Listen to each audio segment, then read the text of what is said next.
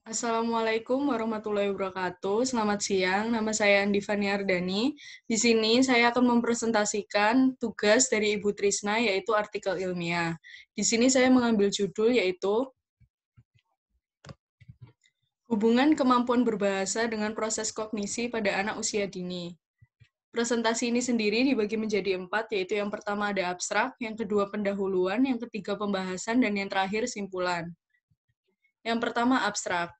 Abstrak di sini membahas tentang yang pertama latar belakang.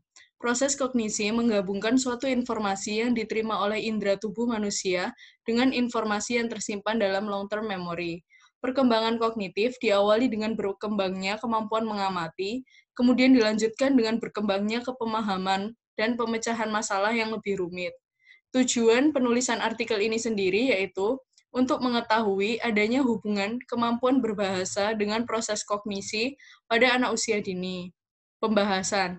Artikel ini akan menjelaskan hubungan kemampuan berbahasa dengan proses kognisi pada anak usia dini, di mana pendidikan anak usia dini sangatlah penting dalam pengembangan keterampilan berbahasa.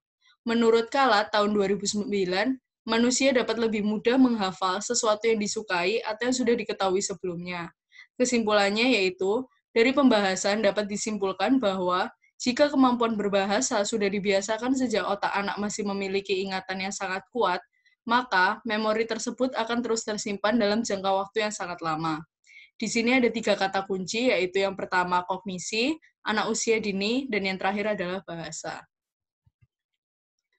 Yang kedua ada pendahuluan. Proses kognisi sendiri memiliki definisi, yaitu proses pengolahan informasi guna menjadi pengetahuan yang tersimpan dalam memori manusia. Secara luas, proses kognisi yaitu perolehan, penataan, dan penggunaan pengetahuan. Menurut Monks tahun 2006, kognisi memiliki arti yang sangat luas mengenai berpikir dan mengamati, yaitu tingkah laku yang mengakibatkan seseorang memperoleh pengertian atau tingkah laku yang diperlukan seseorang untuk menggunakan pengertian. Pada proses kognisi terdapat beberapa tahapan, yaitu yang pertama sistem ingatan sensorik atau sensory memory, sistem ingatan jangka pendek atau short term memory, dan sistem ingatan jangka panjang atau long term memory. Yang ketiga ada pembahasan. Pembahasan di sini dibedakan menjadi beberapa subbab. Yang pertama yaitu definisi proses kognisi. Proses kognisi merupakan suatu kegiatan atau proses memperoleh pengetahuan, termasuk kesadaran, serta perasaan, atau sebuah usaha untuk mengenali sesuatu melalui pengalamannya sendiri. Kognisi juga bisa dipahami secara proses mental. Hal ini disebabkan karena kognisi merupakan cerminan pemikiran dan tidak dapat diamati dengan langsung. Oleh karena itu, kognisi tidak dapat diukur secara langsung, melainkan melalui perilaku yang dilakukan dan dapat diamati. Misalnya, kemampuan seorang anak untuk mengingat angka dari angka 1 sampai 10 atau kemampuan menyelesaikan permainan Rubik. Subbab yang selanjutnya yaitu anak usia dini. Menurut Baylor dan Snowman dalam Dwi Yulianti tahun 2010 ayat 7, mengemukakan bahwa anak usia dini adalah anak yang berusia antara 3 sampai 6 tahun. Sedangkan hakikat anak usia dini menurut Augusta tahun 2012 adalah individu yang unik di mana ia memiliki pola pertumbuhan dan perkembangan dalam aspek fisik, kognitif, sosioemosional, kreativitas, bahasa, dan komunikasi yang khusus yang sesuai dengan tahapan yang sedang dilalui oleh anak tersebut. Subbab selanjutnya adalah tahapan proses kognisi sendiri. Yang pertama, tahap pertama yaitu belajar. Melalui belajar, otak manusia akan menerima suatu informasi dari lingkungan. Pemerolehan informasi ini akan dapat dilakukan dengan sadar dan bertujuan terhadap sesuatu yang ingin dipelajari.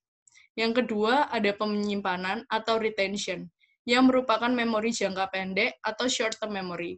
Pada tahap ini, informasi yang diterima hanya bertahan dalam beberapa saat, yaitu dalam beberapa detik hingga beberapa jam. Informasi yang diterima ini kemudian akan ditransfer ke dalam memori jangka pendek, jangka panjang, atau long-term memory, agar dapat disimpan dan diingat dalam jangka waktu yang lebih panjang atau lebih lama, bahkan secara permanen. Dan tahap terakhir yaitu otak nantinya akan mengingat kembali informasi yang telah diterima dan tersimpan dalam memori jangka panjang. Dan pembahasan yang terakhir, yaitu hubungan kemampuan berbahasa sendiri dengan proses kognisi. Kemampuan kognitif anak sangat berhubungan dengan kemampuan memorinya. Dalam pembahasan sebelumnya telah dijelaskan bahwa metode yang digunakan anak untuk mengingat adalah mengenali atau recognizing dan memanggil kembali atau recalling. Mengenali atau recognizing yaitu menghubungkan beberapa hal yang disukai anak seusianya dengan informasi-informasi dalam berbahasa.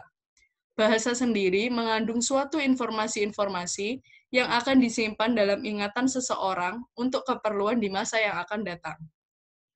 Jadi, apabila kemampuan berbahasa sudah dibiasakan pada anak usia yang masih memiliki ingatan yang sangat kuat, maka memori tersebut akan terus tersimpan dalam jangka waktu yang sangat lama. Dan yang terakhir yaitu simpulan. Berdasarkan pembahasan yang telah saya paparkan tadi, kesimpulan yang dapat diambil yaitu, apabila kemampuan berbahasa dibiasakan sejak dini dengan berbagai metode sesuai dengan usia anak tersebut, maka memori pada anak-anak dapat bertahan dalam waktu yang panjang atau permanen. Karena anak usia dini merupakan usia yang sangat krusial, di mana pada usia tersebut anak-anak dapat menyimpan informasi dalam jumlah banyak, dan memori akan diproses dan disimpan di otak hingga ke depannya. Terima kasih telah menyaksikan presentasi dari saya. Wassalamualaikum warahmatullahi wabarakatuh.